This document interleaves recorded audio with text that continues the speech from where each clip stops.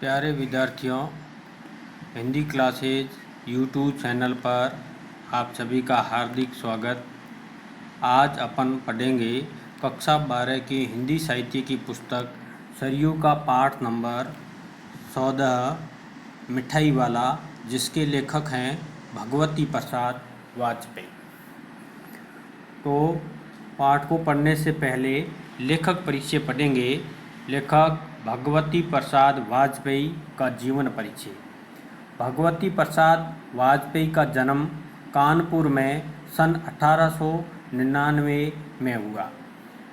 उनकी पहली कहानी यमुना 1923 ईस्वी में श्री शारदा नाम की पत्रिका में प्रकाशित हुई। ये ध्यान रखना विद्यार्थियों, उनकी पहली कहानी का नाम क्या था? यमुना, जो 1923 ईस्वी में श्री शारदा नाम की पत्रिका थी उसमें प्रकाशित हुई। इससे पहले वे कविता के क्षेत्र में आ चुके थे। कहने का मतलब, इस कहानी की शुरुआत करने से पहले कवि के रूप में उन्होंने काव्य रचना की थी। वाजपेयी जी कवि थे और नाटककार भी थे। उपन्यासकार और कहानीकार के रूप में अपनी प्रभावी सृजन कला का परिचय देते हैं। उनके प्रमुख उपन्यास त्यागमयी, पतवार, भूदान। ध्यान रखना विद्यार्थियों, इनके ये नाटक थे इनके उपन्यास थे 3, जिनका नाम है त्यागमयी, पतवार, भूदान। और उनके 2 नाटक प्रसिद्ध हैं, जिसका नाम है सरला और राय पिथौरा। ये भगवती प्रसाद वाजपेयी के 2 नाटक हैं। कविता संग्रह है भगवती प्रसाद वाजपेयी का, जिसका नाम है ओस की बूंदे। इसके अतिरिक्त उन्होंने बालोपयोगी साहित्य का सृजन भी किया। बालोपयोगी मतलब जो बालकों के लिए उपयोगी है, छोटे बच्चों के लिए उपयोगी साहित्य, उनका सृजन किया भगवती प्रसाद वाजपेयी ने, एवं संपादन के क्षेत्र में भी जुड़े रहे। कहानीकार के रूप में वाजपेयी जी के प्रमुख संग्रह, मतलब कहानीकार के रूप में इनकी क्या भूमिका रही, इनके कौन सी कहानी संग्रह है, उनके नाम है मधुप्रक, हिल्लोर, पुष्करिणी, दीपमालिका, उपहार, खाली बोतल, अंगारे, स्नेह। ये तो है भगवती प्रसाद वाजपेयी के कहानी संग्रह। वाजपेयी जी की कहानियों में मध्यम वर्गीय मानसिक ऊहापोह को विशेष महत्व मिला है। ध्यान रखना, वाजपेयी की कहानियों में जो मध्यम वर्गीय लोग हैं उनकी मानसिक ऊहापोह, जो उनके मानसिक उतार चढ़ाव है, उसको विशेष महत्व मिला है। बदलते सामाजिक और बदलते वातावरण एवं नए प्रश्नों और समस्याओं को वाजपेयी जी ने अधिक महत्व दिया है। उन्होंने कुछ कहानियां समाज की विकृत परंपराओं, रूढ़ियों, कुरीतियों आदि को लेकर लिखी, तो कुछ कहानियों में विभिन्न वर्गों के बीच की दूरी, कटुता, अविश्वास, घृणा का सटीक चित्रण मिलता है। उनकी कहानियों में कई प्रेमचंद के आदर्शोन्मुख सामाजिक हितार्थ के दर्शन होते हैं। प्यारे विद्यार्थियों, आपको पता ही होगा कि मुंशी प्रेमचंद जो एक जाने माने हिंदी कथाकार हुए थे, उनकी कहानियाँ आदर्शोन्मुख यथार्थवादी कहानियाँ मानी जाती हैं। उन्हीं की तर्ज पर भगवती प्रसाद वाजपेयी की भी कहानियाँ आदर्शोन्मुख सामाजिक यथार्थ के दर्शन उनकी कहानियों में होते हैं। तो कई शरतचंद्र की भावुकता और मार्मिकता मिलती है। शरतचंद्र बंगाली के प्रसिद्ध साहित्यकार थे। वाजपेयी जी की कहानियाँ आकार की दृष्टि से प्राय छोटी होती हैं, परंतु उनमें व्यंजकता होती है, अर्थात उसमें व्यंजना शब्द शक्ति की प्रधानता है। कथानक अल्प होते हुए भी कहानियाँ तीव्र घटनाक्रम से बांधे रखती हैं। शीर्षक आकर्षक और व्यंजनात्मक होते हैं। भाषा की स्वाभाविकता और कहने का विशिष्ट ढंग वाजपेयी की कहानियों की निजी विशेषता है। ये तो हो गया लेखक परिचय। ध्यान रखना विद्यार्थियों, कक्षा 12 की जो हिंदी साहित्य की बोर्ड परीक्षा होती हैं उसमें एक कवि या लेखक का जीवन परिचय आता है। इसलिए विद्यार्थियों, अधिक से अधिक हिंदी साहित्य की सरयू पुस्तक है, इनके जितने भी लेखक हैं, जितने भी कवि हैं, उनका जीवन परिचय अच्छी तरह से पढ़ लेना चाहिए। अब पाठ परिचय। मिठाई वाला कहानी में लेखक ने बाल मनोविज्ञान के विविध कोणों को प्रस्तुत किया है। बाल सुलभ चपलता, आकर्षण हठ मन की विविध भंगिमाएं इस कहानी में देखी जा सकती हैं। कौन सी कहानी में? मिठाई वाला। यह कहानी मानव मन में छिपे वात्सल्य और उसके समर्पण भाव की जीती जागती कथा है। वात्सल्य मतलब बच्चों के प्रति जो प्रेम होता है उसका, और समर्पण भाव की ये जीती जागती कथा है या कहानी है। मानव अपने हृदय के अभाव को पूर्ण करने के लिए किस प्रकार स्वयं को विश्व से जोड़कर संतुष्टि प्राप्त कर सकता है, इस प्रकार उदाहरण ये कहानी प्रस्तुत करती है। मूल पाठ की शुरुआत इस प्रकार है। बहुत ही मीठे स्वरों के साथ गलियों में घूमता हुआ कहता है, बच्चों को बहलाने वाला, खिलौने वाला।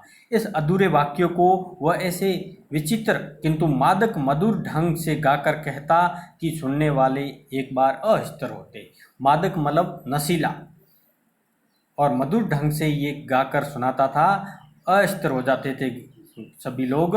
उसके स्नेहाभिषिक्त कंठ से फूटा हुआ उपयुक्त गान सुनकर निकट के मकानों में, स्नेहाभिषिक्त मतलब स्नेह से जो गीला हो गया है, स्नेह से जो भीग गया है, कंठ मतलब गला, इस प्रकार स्नेह से गीले हुए कंठ से उनकी गान ये सुनाई देती हैं। सुनकर निकट के मकानों में हलचल मच जाती थी। छोटे छोटे बच्चों को अपनी गोद में लिए युवतियाँ चीखों को उठाकर सज्जों पर नीचे झांकने लगती। गलियों और उनके अंतर्व्यापी छोटे छोटे उद्यानों में खेलते और इठलाते हुए बच्चों का झुंड उसे घेर लेता, और तब वह खिलौने वाला वहीं बैठकर खिलौने की पेटी खोल देता। बच्चे खिलौने देख पुलकित होते। पुलकित होना अर्थात प्रसन्न होना, खुश होना। वे पैसे लाकर खिलौने का मोल भाव करने लगते, पूछते इसका क्या दाम क्या है, ओल इसका। खिलौने वाले बच्चों को देखता और उनकी नन्ही नन्ही उंगलियों से पैसे ले लेता और बच्चों को इच्छा अनुसार उन्हें खिलौने दे देता। खिलौने लेकर बच्चे फिर उछलने कूदने लगते। तब फिर खिलौने वाला उसी प्रकार गाकर कहता, बच्चों को बहलाने वाला, खिलौने वाला। सागर की हिलोर की भांति अर्थात सागर की लहर की भांति उसका ये मादक गान गली भर के मकानों में इस प्रकार से उस ओर तक लहराता हुआ पहुंचा और खिलौने वाला आगे बढ़ जाता। राय विजय बहादुर के बच्चे भी एक दिन खिलौने लेकर घर आए। वे दो बच्चे थे, चुन्नू और मुन्नू। चुन्नू जब खिलौना ले आया तो बोला, मेला घोला कैसा सुंदर है। मुन्नू बोला, और देखो मेला कैसा सुंदर है।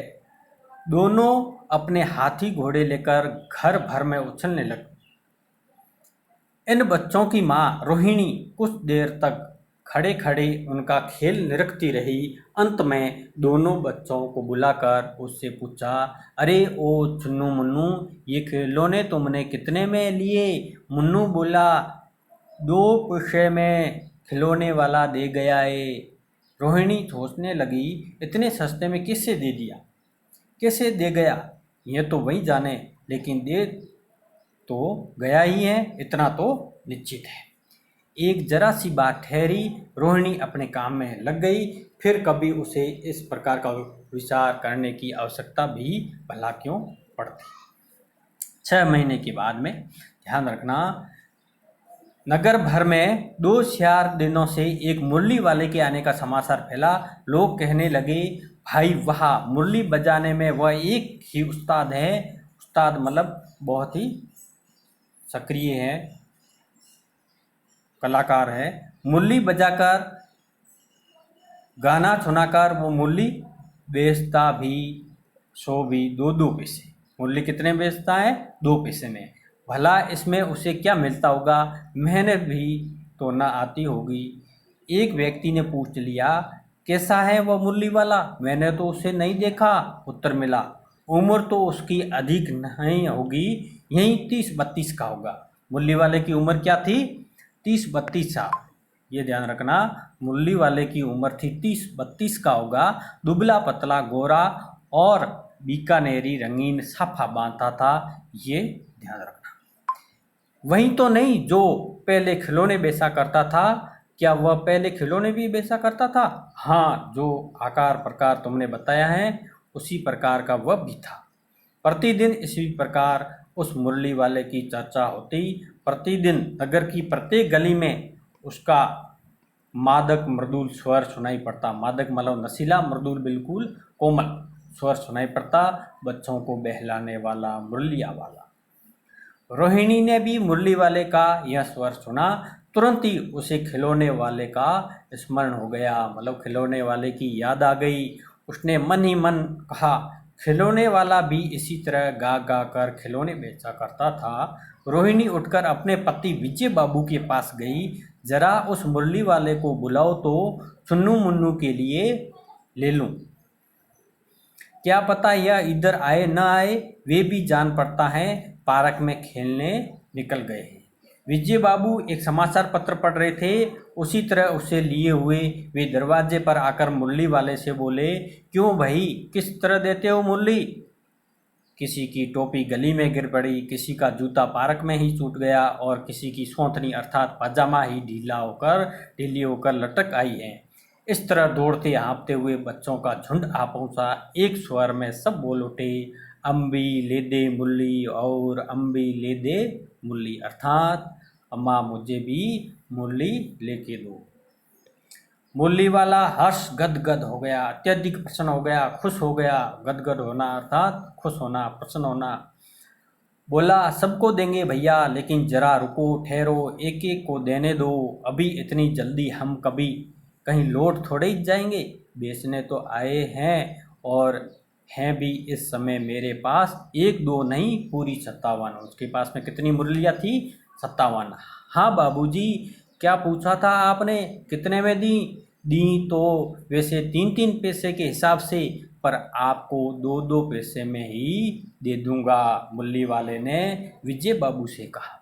विजय बाबू भीतर बाहर दोनों रूपों में मुस्कुरा दिए, मतलब बाहर केवल दिखाने के लिए नहीं, अंदर से भी वो मुस्कुराए और मन ही मन कहने लगे, कैसा है, देता तो सबको इसी भाव से है, पर मुझ पर उल्टा एहसान लाद रहा है। फिर बोले, तुम लोगों की झूठ बोलने की आदत होती है, देते होंगे सभी को 2-2 पैसे में, पर एहसान का बोझा मेरे ही ऊपर लाद रहे हो।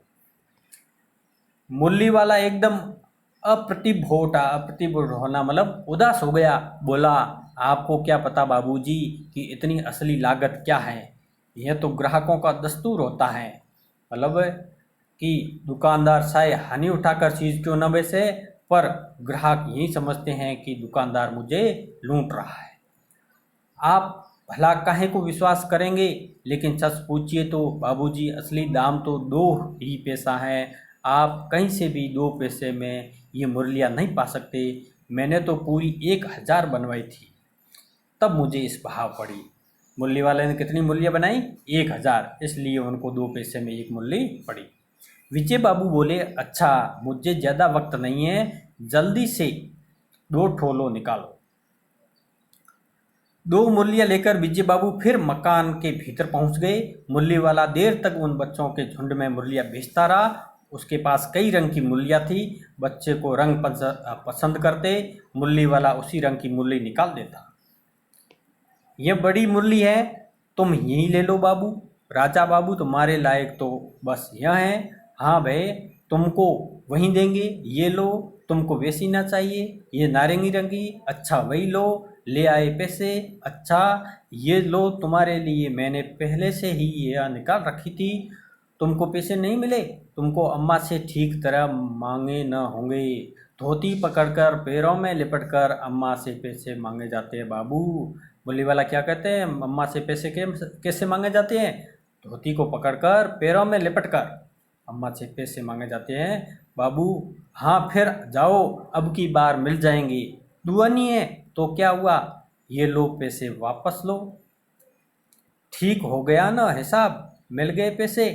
देखो मैंने तरकीब बताई। अच्छा, अब तो किसी को नहीं लेना है, सब ले चुके। तुम्हारी माँ के पास पैसे नहीं है, अच्छा तुम भी ये लो। अच्छा, तो अब मैं चलता हूँ। इस तरह मुरली वाला फिर आगे बढ़ गया। आज अपने मकान में बैठी रोहिणी मुरली वाले की सारी बातें सुनती रही। आज भी उसने अनुभव किया, बच्चों के साथ इतने प्यार से बातें करने वाला फेरी वाला पहले कभी नहीं आया। फिर वह सौदा भी कैसा सस्ता बेचता है, भला आदमी जान पड़ता है। समय की बात है, जो बेचारा इस तरह मारा मारा फिरता है, पेट जो न कराए सो थोड़ा है। इस पंक्ति से मतलब पेट जो न कराए सो थोड़ा है, मतलब पेट की खातिर इंसान को क्या क्या करना पड़ता है।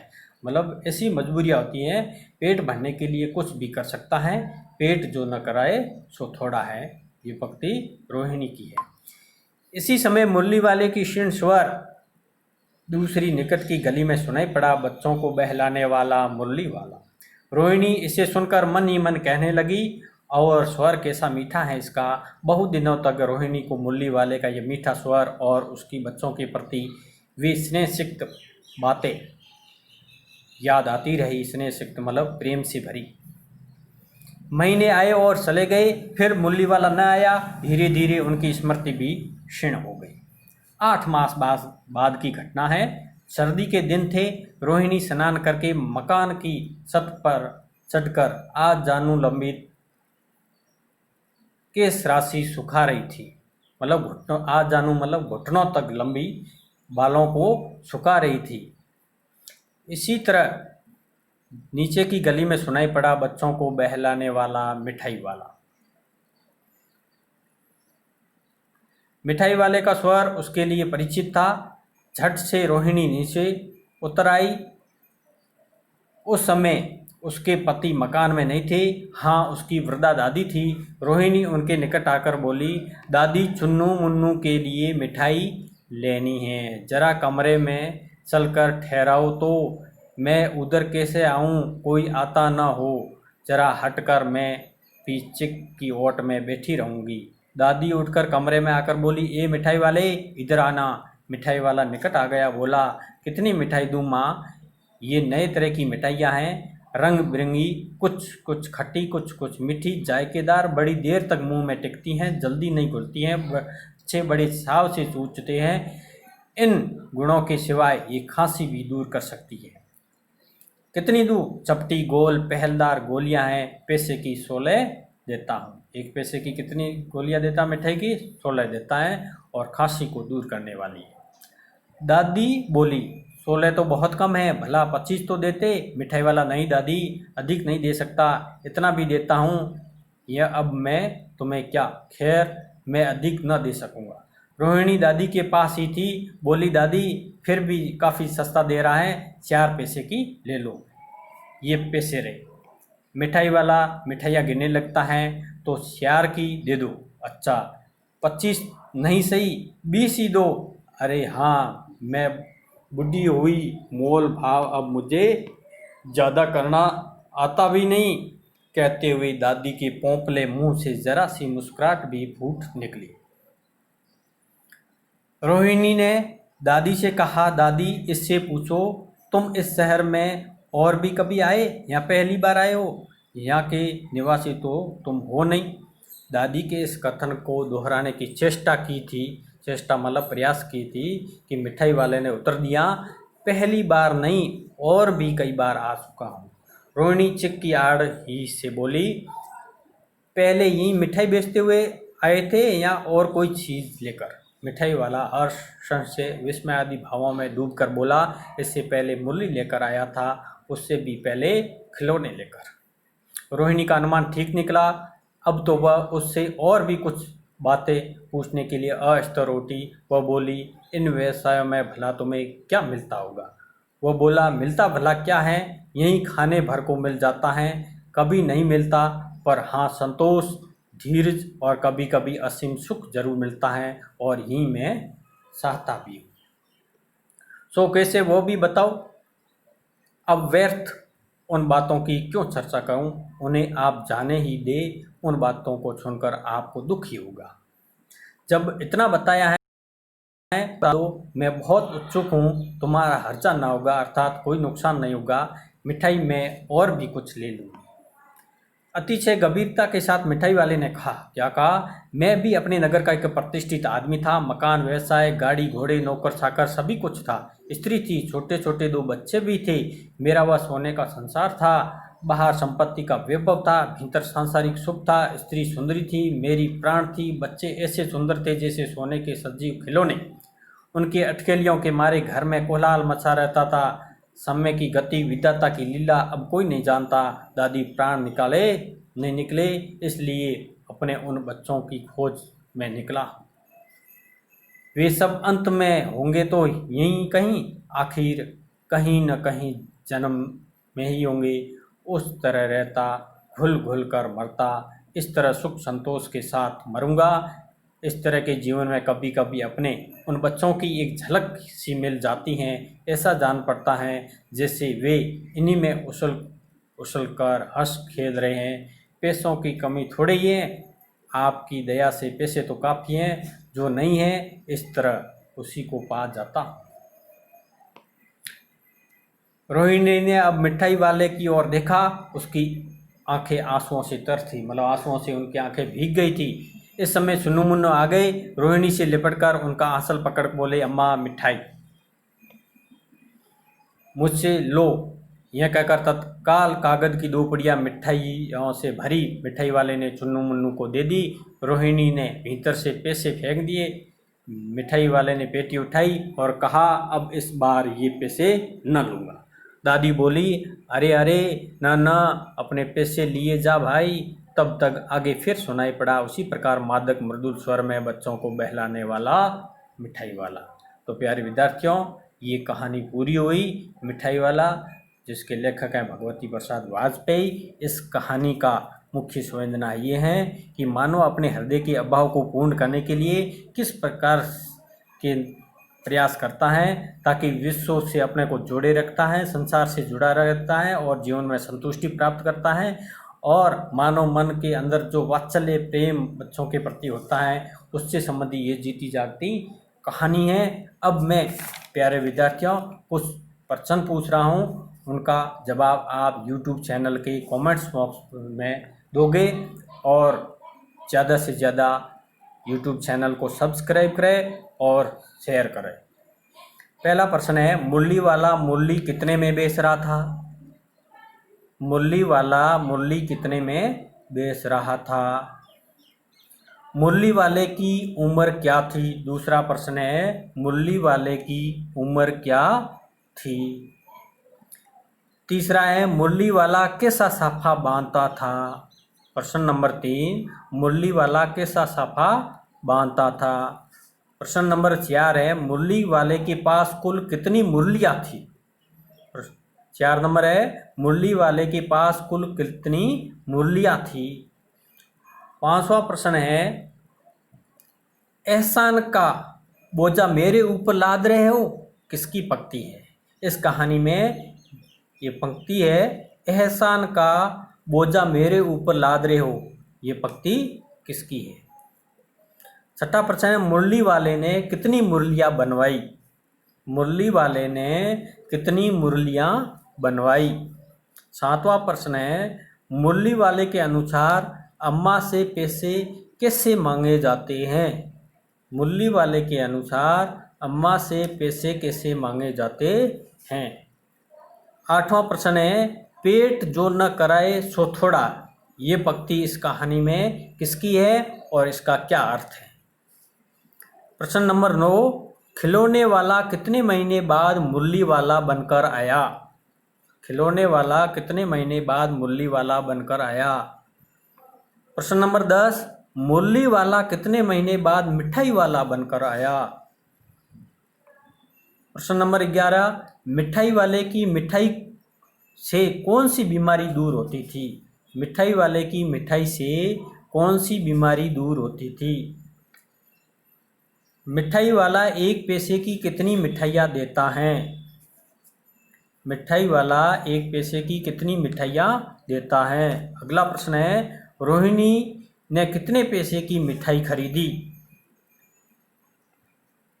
अगला प्रश्न है, इन व्यवसायों में भला तुम्हें क्या मिलता होगा, ये किसका कथन है? इन व्यवसायों में भला तुम्हें क्या मिलता होगा। ये किसका कथन है। अगला प्रश्न है, मिठाई वाले कहानी की मूल संवेदना क्या है। मिठाई वाला कहानी की मूल संवेदना क्या है। धन्यवाद विद्यार्थियों। इस पाठ को YouTube चैनल पर अधिक से अधिक पढ़ें और शेयर करें। चैनल को सब्सक्राइब करें। धन्यवाद।